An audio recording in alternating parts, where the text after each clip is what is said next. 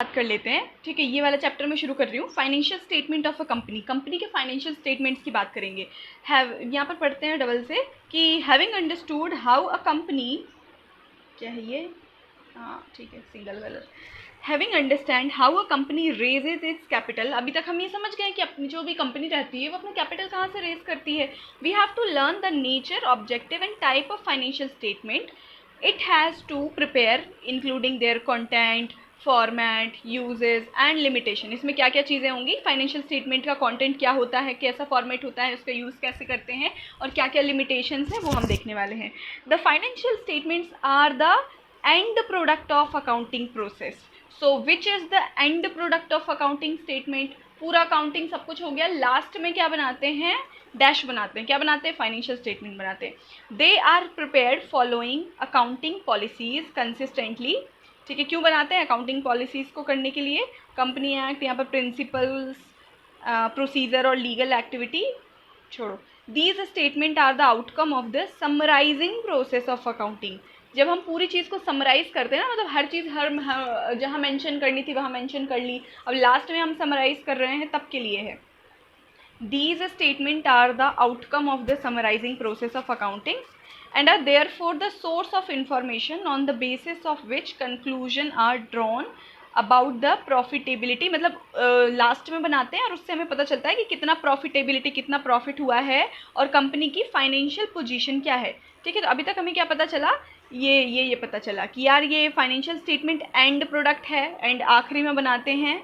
ठीक है, और इससे प्रॉफिट के बारे में पता चलता है, कंपनी की फाइनेंशियल पोजीशन के बारे में पता चल सकता है, और भी जो भी ऑप्शन होंगे जो तुझे ऐसा लगता है कि फाइनेंशियल स्टेटमेंट का यूज़ करके हम ये चीज़ें भी बता सकते हैं, तो वो हर चीज़ होगी, है ना। ऐसा तो नहीं सिर्फ प्रॉफिट, लॉस भी तो बताएगा, लॉस तो इन्होंने लिखा नहीं है, तो वो सब भी चीज़ें भी होंगी।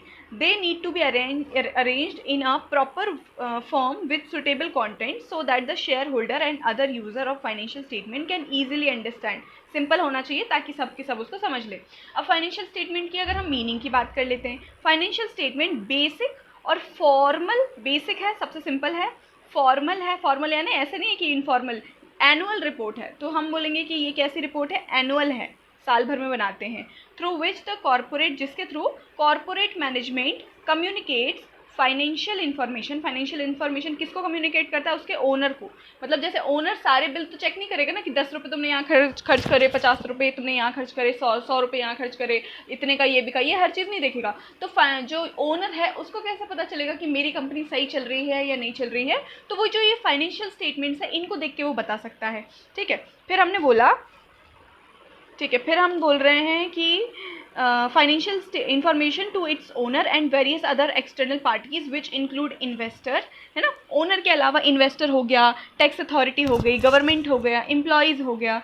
These refer to the balance sheet as at the end of accounting period. मतलब ये बैलेंस शीट की पोजीशन भी बताता है वगैरह वगैरह, है ना। यानी मीनिंग के बाद फाइनेंशियल स्टेटमेंट होता क्या है वो देख लिया हमने। अब हम बात कर लेते हैं कि फाइनेंशियल स्टेटमेंट के नेचर की बात कर लेते हैं। ठीक है, नेचर का मतलब ये है कि उसके क्या क्या फीचर्स होते हैं वो हम देखना है। सबसे पहले तो ये क्रोनोलॉजिकली ऑर्डर में अरेंज होता है। क्रोनोलॉजिकल का मतलब ये होता है कि जो चीज़ पहले हुई है, यानी जो खर्चा पहले हुई है उसको पहले दिखाओ, जो बाद में हुआ है उसको बाद में दिखाओ। ठीक है, जैसे कि फॉर एग्जांपल जैसे मैं बोल रही हूँ कि यार आज पूरे अप्रैल में खर्चा हुआ है, तो कंपनी जैसे अप्रैल में खर्चा हुआ है तो 1 अप्रैल का पहले दिखाएगी, फिर 2 अप्रैल का, फिर 3 अप्रैल का, फिर 4 अप्रैल का, फिर 5 अप्रैल का, ऐसे क्रोनोलॉजिकल ऑर्डर में दिखाइए। क्रोनोलॉजिकल मतलब समझ रही है, जैसा जैसा टाइम गया है वैसा वैसा हम दिखा रहे हैं। ठीक है, क्या ऐसा हो सकता है कि पहले कंपनी 30 तारीख का दिखा दे फिर अचानक से 4 तारीख का दिखाने लगे, ये तो गड़बड़ हो जाएगा, हमें समझ में नहीं आएगा कि सही चल रहा है या नहीं। तो सबसे पहले जो क्रोनोलॉजिकल ऑर्डर में इसको जमाते हैं। ठीक है, about chronological fact about event expressed in monetary terms, यानी जो भी पैसे का मॉनेटरी टर्म्स में लेन देन हुई है, इवेंट हुए हैं, है ना, जो भी हुआ है उसको और किस टाइम पर हुआ है, ठीक है, उसके हिसाब से इसको जमाया जाता है। ठीक है, यहाँ पर बोल रहे हैं as on the date and financial result obtained from a period. The American Institute of Certified Public Accountants states that the nature of financial statement as the statement prepare for the purpose of presenting a periodical review of report on progress. बोल रहे हैं कि ये क्यों बनाते हैं, ये statement prepare किए जाते हैं ताकि हम एक पीरियोडिकल रिव्यू देख सकें, प्रोग्रेस देख सकें। पीरियोडिकल का मतलब होता है इस समय से लेके इस समय तक क्या क्या प्रोग्रेस हुई है कंपनी में, वो हम देख सकें, ठीक है। They reflect a combination of the recorded fact, accounting principle and personal judgement, ठीक है। ये क्या क्या बताते हैं कि यार क्या क्या हमने रिकॉर्ड करा है, कौन से अकाउंटिंग प्रिंसिपल लगाए हैं और पर्सनली हम क्या। तो देख फर्स्ट पेज पे तो कुछ खास है नहीं, वो सीधा बन जाएगा, मीनिंग है यहाँ पर भी। अब हम बोल रहे हैं कि कौन कौन से फीचर्स होते हैं इसके, नेचर की बात कर लेते हैं। तो टोटल 4 हैं, ठीक है। चारों के नाम याद होने चाहिए।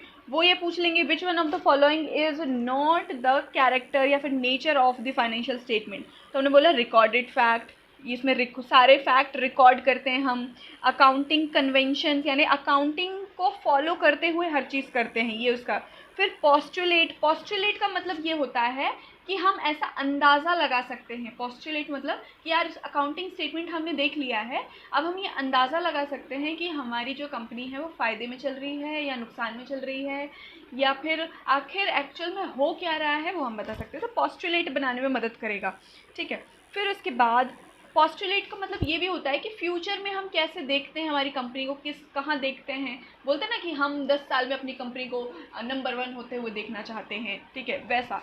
पर्सनल जजमेंट का मतलब ये होता है कि फ्यूचर के बारे में हम प्रेडिक्शन लगा सकते हैं, जज कर सकते हैं, है ना, कि हमें कहाँ पर्सनल जजमेंट में मदद मिलती है। यानी कि जैसे अगर मेरी कंपनी अभी चल रही है और मुझे क्या करना है कि किसी स्टॉक को ख़रीदना या बेचना है या कुछ भी बिज़नेस करना है, तो मुझे कैसे अंदाज़ा लगेगा, तो वो पर्सनल जजमेंट वही होता है, उसको बनाने में मदद करेगी। तो ये हमें समझ में आ गया। अब हम आगे अभी हम जैसे मैंने तो अभी हेडिंग बताई, अब हम क्या करते हैं कि उसको सारी हेडिंग्स को 1 बाय 1 स्टडी करते हैं। सबसे पहले financial statement are prepared on the basis of fact in the form of cost data. यानी कॉस्ट डेटा यानी जो भी खर्चे का रिकॉर्ड हुआ है अकाउंटिंग बुक्स में उसके अकॉर्डिंग बनता है, ठीक है। ये तो अगर ये लाइन आई तो तू क्या कंफ्यूज होगी, तो तू बोलेगी कि कॉस्ट डेटा के अकॉर्डिंग यानी खर्चे वाले डेटा के अकॉर्डिंग बनता है। तो हमने बोला कि सही है ये सेंटेंस। तो फिर हमने बोला द ओरिजिनल कॉस्ट या historical cost is the basis of recording transaction. तो बोल रहे हैं कि यार किसी भी ट्रांजैक्शन को अगर हमें नोट करना है तो उसका बेसिस क्या होगा, मतलब किस आधार पे हम करेंगे। तो ये होगा बेसिस कि यार हमें उसका असली कॉस्ट पता है, हमने उस कॉस्ट के बेसिस पे या तो ओरिजिनल कॉस्ट या फिर हिस्टोरिकल कॉस्ट यानी कि लगभग उतना कॉस्ट हो, उतना उसके हिसाब से हम ट्रांजैक्शन यहाँ पर करते हैं। The figure of various account such as cash in hand, cash at bank, trade receivable, fix asset are taken as per the figures recorded in the accounting book, ठीक है। तो बोल रहे हैं कि ये जो चीज़ है, ये सारी चीज़ें कहाँ से लाते हैं, अकाउंटिंग बुक से लाते हैं। मतलब पहला पॉइंट में हमें क्या पता चला कि यार फाइनेंशियल स्टेटमेंट की ज़रूरत क्यों पड़ी। फाइनेंशियल स्टेटमेंट आखिरी में बनाते हैं और उसमें क्या क्या मेंशन होता है, हर चीज़ मेंशन होती है जो भी हमें कंपनी के बारे में जानने की ज़रूरत होती है। ओनर को ज़रूरत होती है, ट्रेड में इन्वेस्टर को ज़रूरत होती है, या कुछ भी कंपनी से रिलेटेड बड़े बड़े लोगों को जो भी ज़रूरत होती है जानने की, वो हर चीज़ इसमें मैंशन होती है। फिर हमने उसकी मीनिंग पढ़ी कि फाइनेंशियल स्टेटमेंट में क्या होता है कि अकाउंटिंग प्रिंसिपल को फॉलो करते हुए सारे रिकॉर्ड्स वगैरह रहते हैं। फिर हमने बोला कि नेचर क्या क्या है, तो सबसे पहला तो ये है कि रिकॉर्डेड फैक्ट। इसमें फैक्ट जो भी फैक्ट का मतलब होता है घटना है, या फिर हम बोलते हैं कि फैक्ट्स को रिकॉर्ड करते हैं, है ना। कौन सी चीज़ें कि यार जैसे हमने बोला cash in hand, cash at bank, या फिर कितना डेटा कॉस्ट था, कितना, मतलब हर चीज़ को हमने बस रिकॉर्ड कर लिया है ना, जैसे कैश बुक वगैरह जैसा समझ ले। The asset purchase at different times and different price, मतलब कौन कौन से हमने कब खरीदे हैं, कब बेचे हैं, ये सब। All these are not based on market price. The financial statement do not show current financial condition. बोल रहे हैं कि ये अभी current market price के बारे में नहीं बताता है, तो जो नहीं बताता है वो ज़्यादा important है। Not show, not based on market price. Market price के बेस पर नहीं है। तो अगर जैसे अभी के market price के बेस पर नहीं है तो इसका मतलब वो ये फाइनेंशियल स्टेटमेंट हमारी कंपनी की अभी क्या पोजीशन है मार्केट में वो नहीं बता सकता। क्यों? क्योंकि ये तो इसमें तो पुराने प्राइस को इंक्लूड करा है, नए प्राइस को तो इंक्लूड करा ही नहीं है। तो सबसे पहला फीचर तो हमें आ गया समझ में कि यार इसमें फैक्ट्स को रिकॉर्ड करते हैं, और कौन कौन से फैक्ट्स को रिकॉर्ड करते हैं, मतलब कॉस्ट डेटा रिकॉर्ड और cash in hand, cash in bank वगैरह वगैरह। फिर हम बात कर लेते हैं अकाउंटिंग कन्वेंशंस यानी रूल्स। कन्वेंशन की जगह हम रूल समझ सकते हैं, ठीक है। अकाउंटिंग के रूल मान लो एक तरीके से। तो अभी हमने बोला कि certain accounting certain accounting conventions are followed while preparing financial statement. Accounting के रूल्स फॉलो करना ज़रूरी है कि नहीं? तो ज़रूरी है, वो तो करेंगे ही. कन्वेंशन मतलब rule. The convention of valuing inventory at cost और market price whichever is lower is followed. बोल रहे हैं कि जब अकाउंटिंग करते वक्त कौन सा कॉस्ट लेते हैं इन्वेंट्री का मतलब होता है स्टॉक पड़ा है. अब स्टॉक बिका तो है नहीं, तो हम उसका प्राइस कैसे पता करेंगे कि यार ये तो बिका ही नहीं है, अब इसका प्राइस कैसे? तो हम बोलेंगे जो भी कम प्राइस होगा, या तो मार्केट प्राइस अगर कम है तो हम मार्केट प्राइस को लिखेंगे उसमें कि यार इतने का स्टॉक पड़ा हुआ है. जैसे मैंने बोला कि उसकी असली वैल्यू पहले 50,000 थी जो माल पड़ा हुआ है, लेकिन अभी उसकी मार्केट प्राइस है 10,000. मान लेते हैं कि अब 10,000 में बस बिकेगा वो मार्केट में. तो अकाउंटिंग की जो बुक है उसमें क्या लिखें, ये लिखें या ये लिखें? तो हम बोलेंगे इन्वेंट्री के लिए लेस जो लोअर वैल्यू है वो लिखते हैं. क्या लिखते हैं? लोअर वैल्यू लिखते हैं.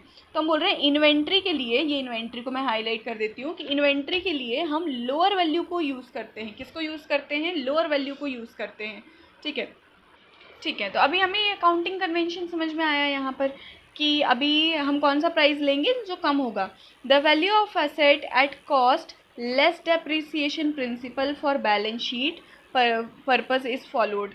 ठीक है. The convention of the materiality is followed in dealing with small items like pencil,